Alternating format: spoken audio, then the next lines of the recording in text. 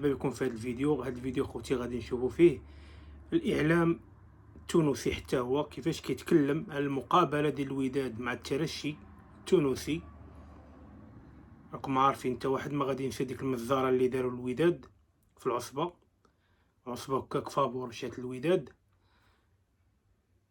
بحكم قال لك الفار ما كاين كاع، هو اصلا ما كاين كاع وحاطين ليه كرو تما راه الفار كاين وهادي، وفي الاخر من وقفوا عليه راه ما كاين لا فار لا والو، الحكم تستر على داكشي حتى هو عارف لا اشنو كاين.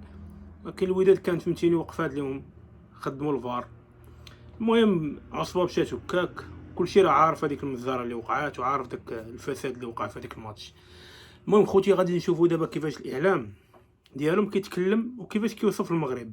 قال لك المغرب كيضرب في كيضرب في الامن ديال المغرب، بينما الامن ما غاديش يكون هو هذاك، يعني كيستهزئ فهمتيني.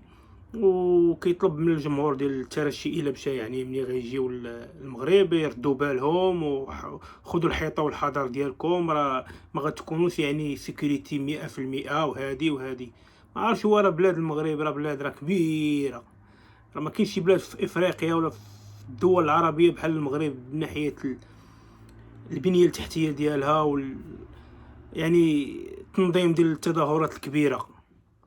هادشي كاع ما عارفينه هما، ولكن هما خصكم تعرفوا مالهم. هما كيبغيو يلعبوا فهمتيني اي ماتش، عندك هما والمصريين والكراغله حتى هما اش كيديروا اي فرقه اي نادي ما عنده شي ماتش في المغرب كيحاولوا يلعبوا لك فهمتيني الاعصاب ديالك فهمتيني، كيبغيوك انت فهمتيني ترتابك. هادشي اللي بغاو يديروا دابا هما، كيلعبوا لك على الذهن ديالك باش انت تكون تفقدها. المهم خوتي ما نطولش عليكم، خليكم مع هاد الفيديو.